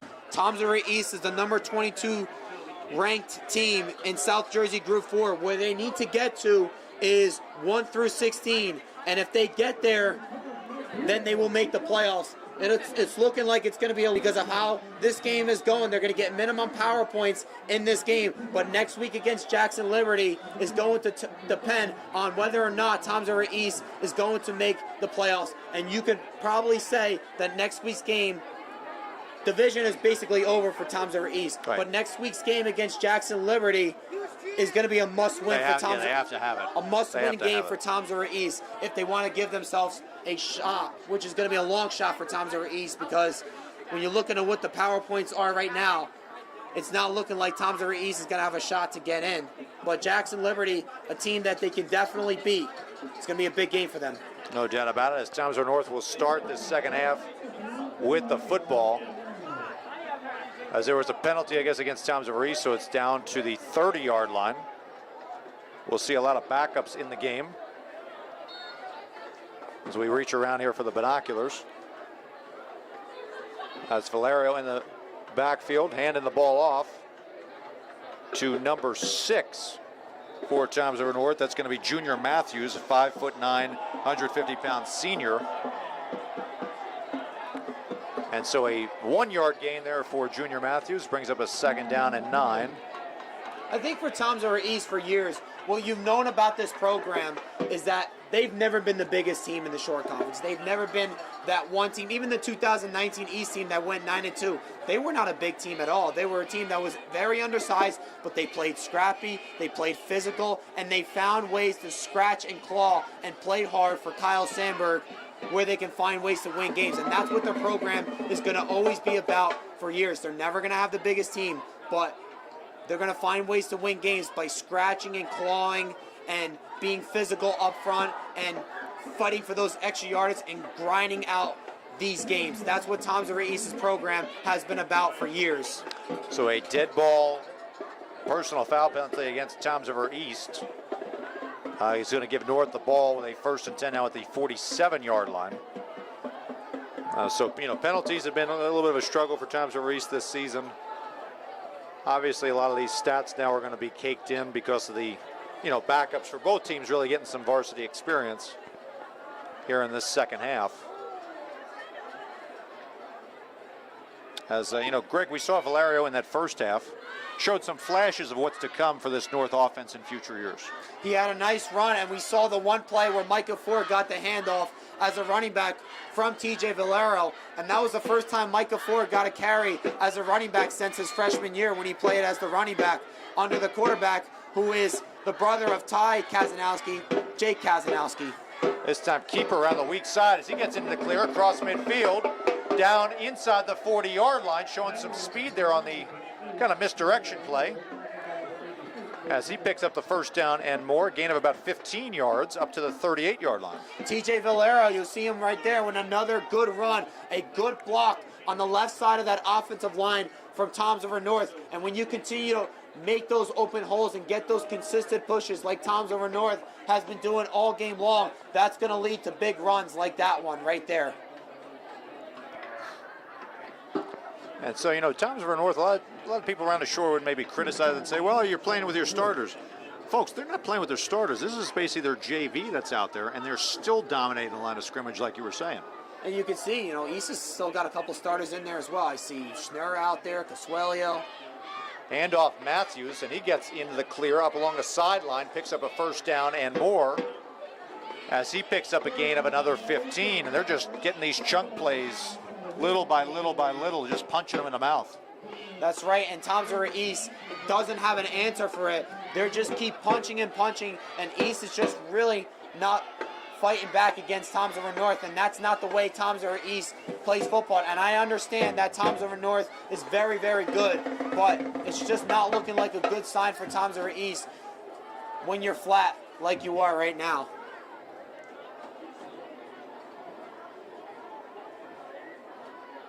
So Valero in the pistol. Hand off to Matthews, waits, cuts inside, then he gets dragged down by a couple of Raiders, including number 37, Ethan Smith, a junior. He's a good kid. I had him in class a couple years ago. Yeah, that's cool. And now right there on that play, Justin Kate with a nice block on that left side for the running back Matthews, who we've been seeing a lot on this drive as the running back, the backup running back for Toms River North. Obviously, you've seen Pruitt as the running back a lot. If you're not seeing Josh Moore, especially in blowout type of games, but this is most of their backups that you're seeing right now. This one back to throw is Valero. He's going deep. Did he get his feet in? They're going to rule it incomplete, so he almost had it. It was very close.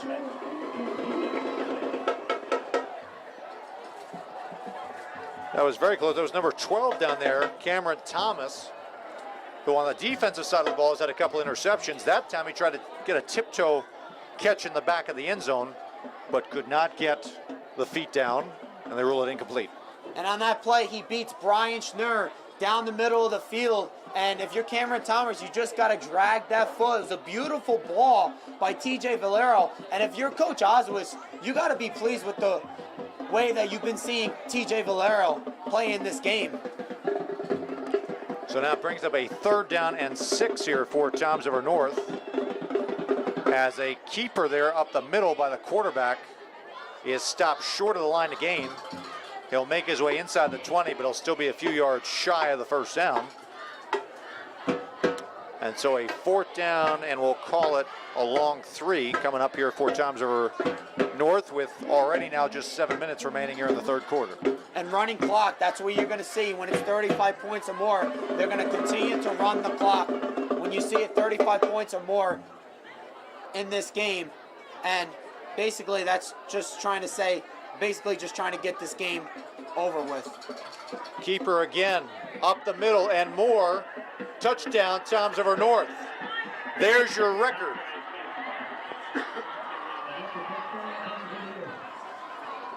Tying the record for the most points scored by either side in a matchup between these two teams is TJ Valero as he scampers his way into the end zone for the touchdown on the 4th down.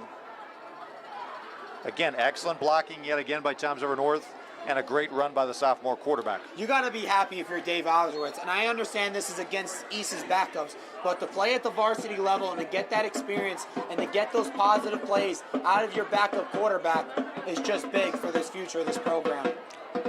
So Valero ties the record, and Papa Nicholas breaks that record now up to 56 points. As Toms River North not doing anything too fancy, they're just ramming the ball right down Toms River East's throats. Continuing here in this 3rd quarter, now up 56-0.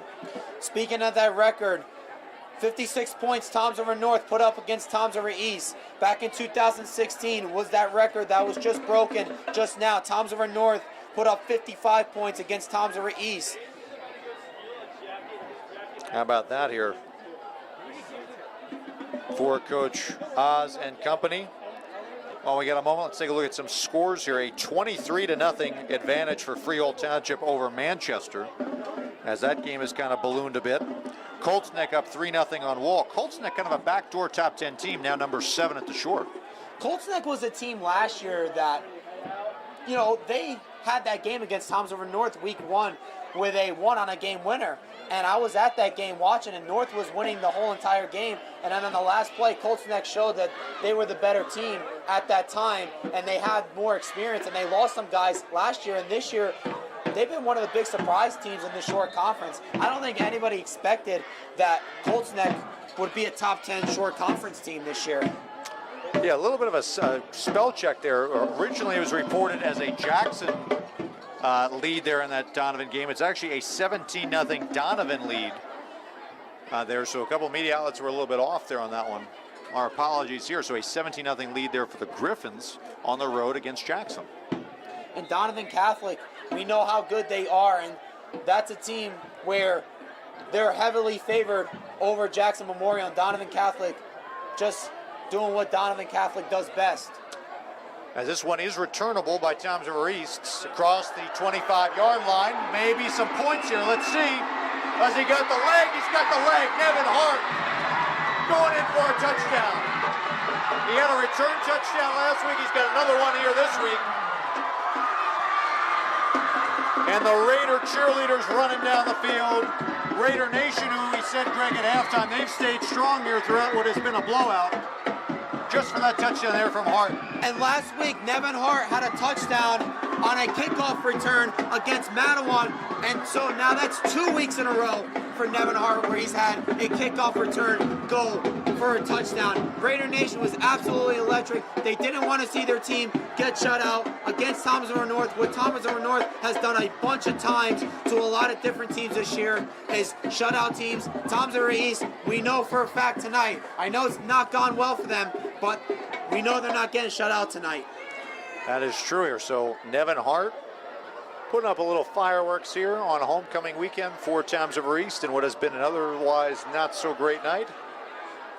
He ends up with the touchdown right across the field, right up the sideline. Nice convoy of blockers as well to protect him. Got that nice block at the end there. He's Yeah. really got that run. And now Mike Bruno trying to tack on the extra point. Snap is good, kick is up, and that one is no good. Not sure if that one was partially deflected or not, but it goes wide. And so 6 points for Toms River East in a 56-6 ball game with 2:30 and rolling here in the third quarter. And we'll see how Toms River East manages this game the rest of the way. Same thing for Toms River North as well. There's running clock, like we were talking about before. 35 points or more is when you have the running clock. I think the key for both of these teams the rest of the game is to get out of this game healthy. Absolutely. I mean, if you're looking at Toms River East next week, you want to be able to have all your guys ready to go in a game that you said. Again, you have to win that game against Jackson Liberty to have any chance at the postseason. And then if you're Toms River North, you don't want an injury to derail all of your chemistry that you've built up over these first 7-8 weeks of the season.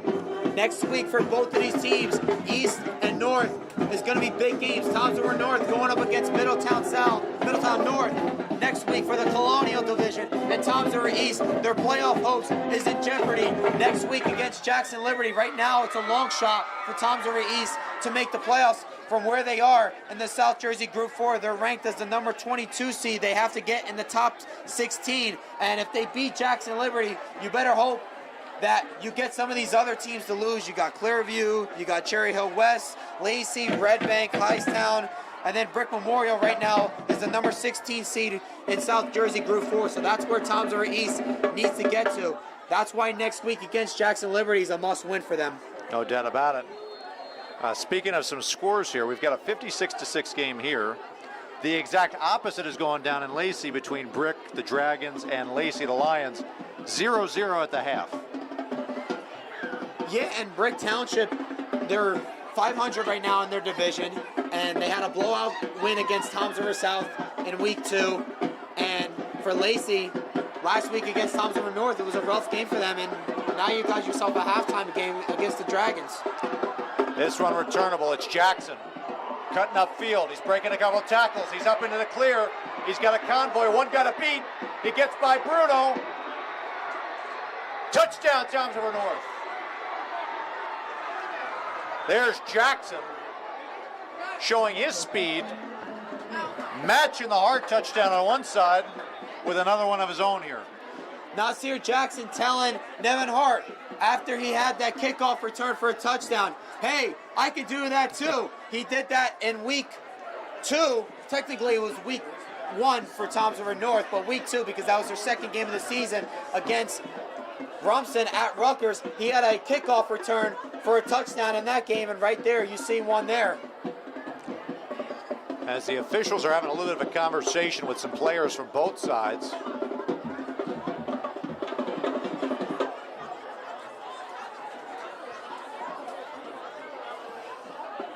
Jackson's still out there. Let's see what the call is here.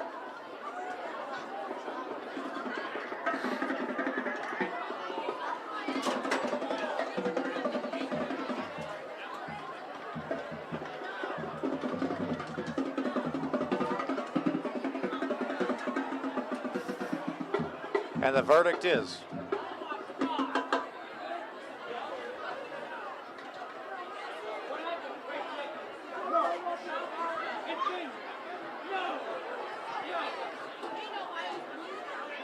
okay, so we've got a sideline warning against Toms River North.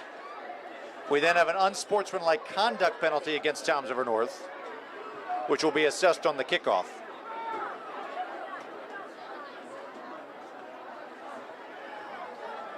And so the touchdown by Jackson on the return stands.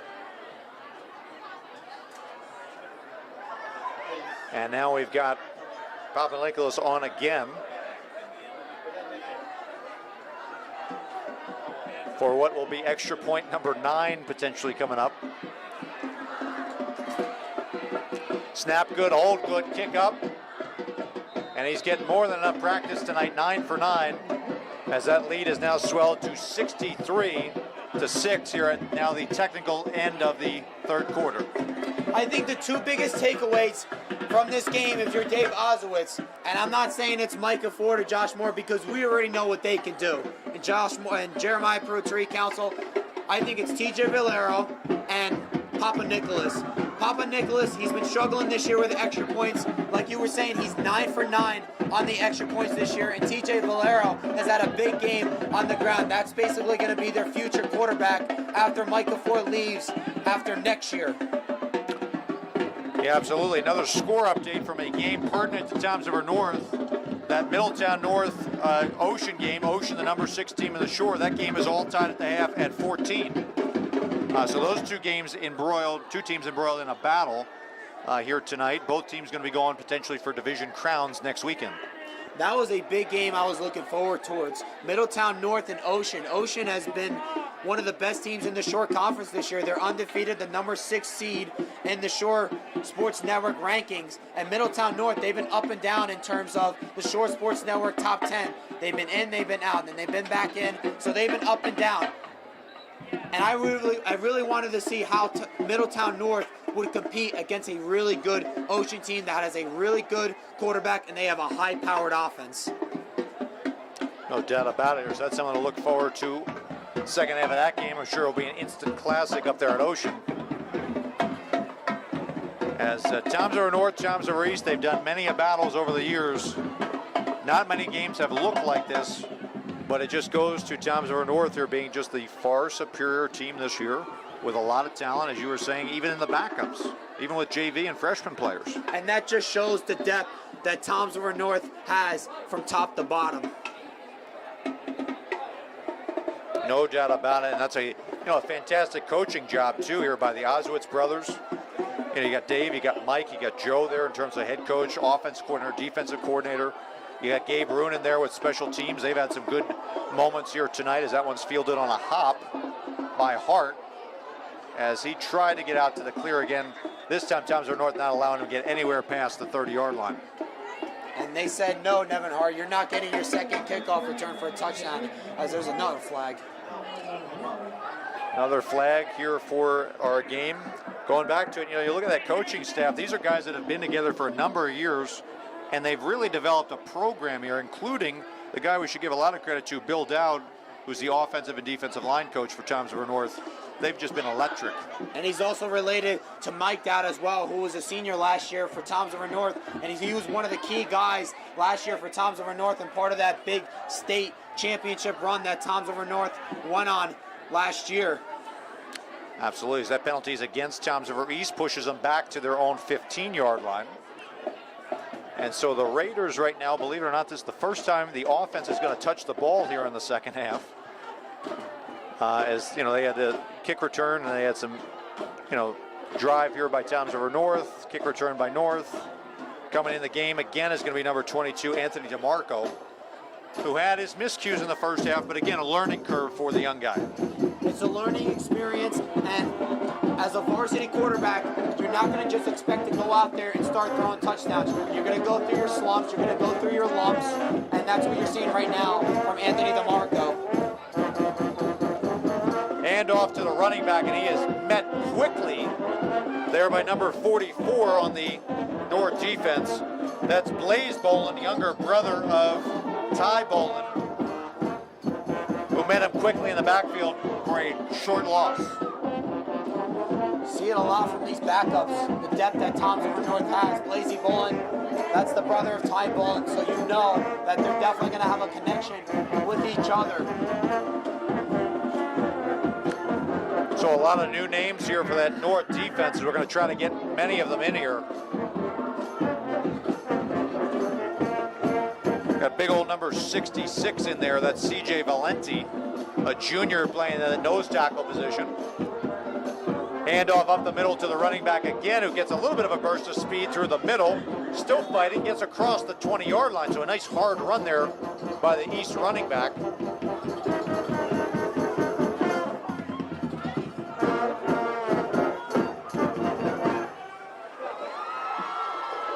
That's number 39 on the Raiders. That's Isaiah Singleton, sophomore. Friends call him Izzy there. Izzy, Isaiah. I got to tell you, I like doing games here. You know why? When you got so many of the old students who play football, it's a lot easier to know the names. Oh, it's awesome. It's definitely awesome. Izzy, Isaiah, Singleton. We like to call him Izzy, though. That's a good name. That's a good Izzy. name. Yeah, it's a football name, right? It's a football name. Hey, football name. Hey, you get football guys, you get football names. There's even baseball guys out there as well. Oh, wait, I thought we said we weren't talking baseball between the Yankees and the Braves. Yeah, We're you're not right. talking, today we're not talking baseball. That's right. My Yankees blew it against Cleveland today. I don't want to even know the Braves score. They were down 4-0 last time I checked. And as our producer says here, Chip Phillips, it's gotten worse here. That's okay. It's all right. Down 2 games to 1. They got 2 more opportunities. How about a good job there by the Phillies, though, to sneak their way into the playoffs, and then, you get hot. The same thing the Braves did last year, right? They snuck their way into the playoffs, got hot. You never know. They fired Joe Girardi when they were, I think, 22 and 29, and they had Rob Thompson take over, and he's done an incredible job with the Philadelphia Phillies. And they got a really good lineup. They've got power in that lineup. They've got a great 1-2 punch in Aaron Nola and Zach Wheeler, who've been incredible in the postseason for the Phillies. And the Yankees, I don't even want to talk about them. Home run in the first inning and nothing since. So now Bruno to punt it away, and this one will be fielded by Matthews on a hop at midfield exactly, breaks a tackle, jukes his way through, up the sideline. Can he get there? Yes, he does. Touchdown. What footwork. What footwork there by number 6, Junior Matthews, as he makes his way into the end zone for yet another special teams touchdown for Toms River North. And right there on that play, just good balance going towards the sideline for Junior Matthews. Good job staying in Browns, breaking a couple tackles and getting into the end zone. And Toms River North, just like that, they are an extra point away from putting up 70. I have a random question for you. When the Raiders scored, did they make the field goal? No, they didn't. They didn't make it? No. I wasn't paying attention. There we go for lucky number 10 here. Going to get the 10th extra point. Up and good here. So 10 for 10 tonight, Papa Nicholas. And a 70-6 ball game.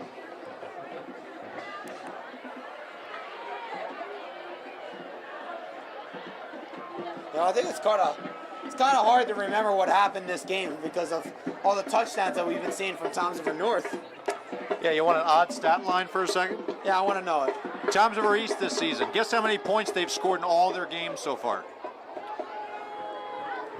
Is there like a count? I have to. Less than 100. It's less than 100. I know it's less than 100. I actually looked at it the other day. I think it's 60. Am I right? Am I around there? A little bit higher. So they entered tonight 71 total points. Add the 6 tonight, 77. And Toms River North has scored 70 points in just this game. Well, here's this stat. Toms River East has not had a game where they scored more than 16 points. Last week, going into Matawan, they haven't had a game where they've scored more than 14 points. And the 2 wins that Toms River East had this year, we did one of those games as well where they won against Pinelands. Toms River East got it done with their defense. Their defense has been the reason why they won those 2 games, because they've been controlling the clock on the offensive side of the ball, running the football effectively, and getting it done with their defense. That's just the old school way of how you win football games. The old complimentary football. Yep. And that's kind of what you're seeing from the Giants this year with Daniel Jones. That's right, Daniel Jones and Saquon Barkley. Saquon is obviously their big play guy, and you even look at the receivers as well that they're getting it done with. Kenny Stills, David Stills, and Richie James. Kenny Galladay and Kadarius Toney haven't been able to get on the field as much, and when they haven't produced as much. How about a nice run back there by Toms River East across the 35-yard line. So that was a bit of a different number here. And so the band's still playing here at High School East. Raider Nation still in the audience tonight. Good to see them staying together. I love hearing this band. Getting ready for basketball season, huh? Oh yeah, Steven Scorsoni's definitely ready for basketball season. That's my guy. I even took it home yesterday after our basketball meeting as well. All right, so now we got the challenge for Coach Caswell on the basketball team here. Toms River North puts up 70 points here. Will Toms River North basketball put up 70 points against Toms River East basketball? I don't know. We'll see. We'll see. Basketball and football, they have a lot of these athletes on Toms River North's football team that plays on the basketball team as well. So, hey, you never know. We have our whole team coming back next year against Toms River North. They've got some guys coming back too. As the quarterback there, number 22, DeMarco, takes that direct snap and goes for a gain of a yard only. As North has had a couple of players who are new here check in. Anthony Mastrangeli, junior, number 50, checking in. They got 52 in there, Ed Slowski. Obviously Matthews there, who's been a high point as he's running off the field now, trying to get off the field here, a little bit of a change. Handoff up the middle to Izzy Singleton, swallowed up there by the Toms River North defensive line. You know, Greg, if you take out those first two games that Toms River North played, those showcase games against Washington Township and Rumson, I mean, a 42-0 effort against Southern, who they possibly couldn't see in a rematch in the state playoffs depending upon seeding, 64-0 against Central. Then they go on the road to Long Branch and win 42-7, a team that was a preseason top 10 team. They beat South 60-0, and they beat Lacey, who's always a tough out, 55-0. And then the performance here tonight, I mean, you know, the sky is the limit for this team. It's definitely been a big season for Toms River North. And speaking of rematch as well, you talk about Southern. Another rematch they can possibly go up against is Washington Township as well, who they played back in week 1 at the Battle at the Beach. That's a game that Dave Odgua signed up for in the beginning of the year. He wanted to play against some tough competition early on in the season so that he could get those power points. That's what it's really all about when it comes to playoffs and it comes to playoff seedings. It's about the competition that you play and how you match up against those teams. Yeah, no doubt about it here is that it was a 5-yard penalty against Toms River North. We get about $1:30 remaining here in this game.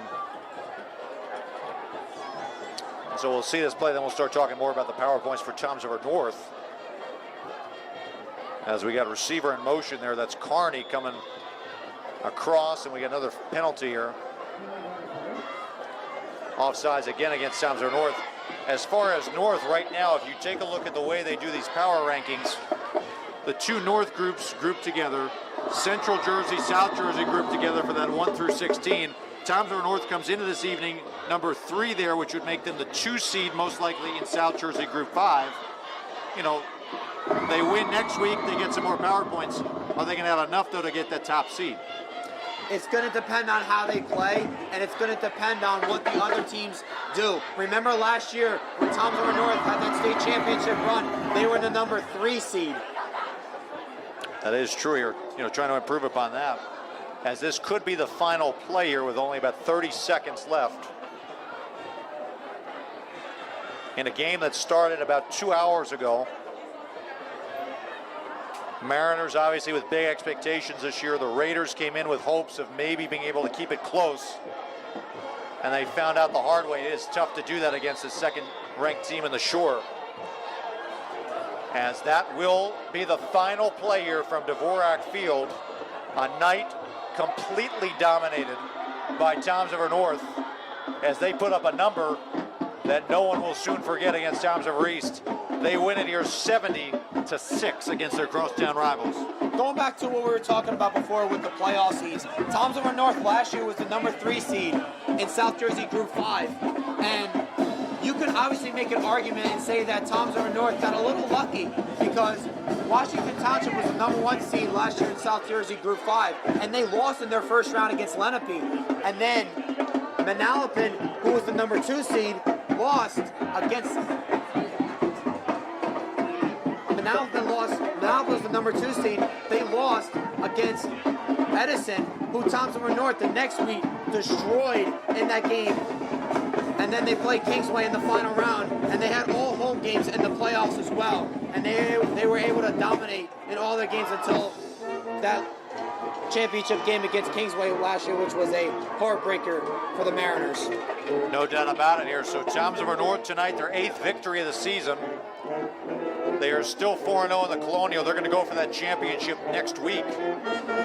And for Toms River East, they fall to 2-5, but still a very spirited effort from Coach Sandberg's club. Yes, definitely an effort where you're going out there and you just what you really could. And then next week for Toms River East is going to be a big game against Jackson Liberty. It's a long shot to make the playoffs from where they are right now in the brackets. And for Jackson Liberty, you may not get a lot of power points if you do end up winning that game. And if you're Toms River North, you got a big division game against Middletown North next week on the road, where it's going to be a tough place to play, but Toms River North has to take care of business if they want to win that division, get more power points, and remain undefeated. No doubt about it here. And so as we start to wrap things up here from Toms River East, we want to thank 2 of our student helpers here tonight who really have helped to put this live stream production together. Shane August and Victor Santos doing a fantastic job working the camera upstairs, doing the live stream here on the laptop here as the East Fight song plays below us. Those 2 guys and what you guys do with the TV production crew, underreported but very important to our district. That's right. It's always good to get kids in here that have never done this before to produce the game or do camera like Victor has been doing, and we had Shane doing these games, and they've done a great job. Shane, first time doing it. He did a great job today. Victor did the South game. It was his first time doing the camera. He did a great job, and he did a great job tonight against Toms River East. And we hope that those kids can do some of the games for the rest of the season. Absolutely. We should have a couple more games going on. We've got 1 more week of the regular season next week, and then it'll be on to the playoffs here, most likely with Toms River North. And so tonight, as we wrap it up here, again, a reminder, the Raiders are going to play next week against Jackson Liberty on the road. Toms River North playing in what will be the de facto Colonial Championship, Division Championship against Middletown North, up a couple miles up on the Parkway. Again, your final score here from Vincent J. Dvorak Field. It's Toms River North 70, Toms River East 6. Congratulations to Coach Oz and his crew. For our producer, Chip Phillips. For Shane and for Victor and my partner here to the side, Greg Mazzo. And our entire crew here at TR Schools TV, I'm Casey Kinnerkowski saying good night from down Raider Way.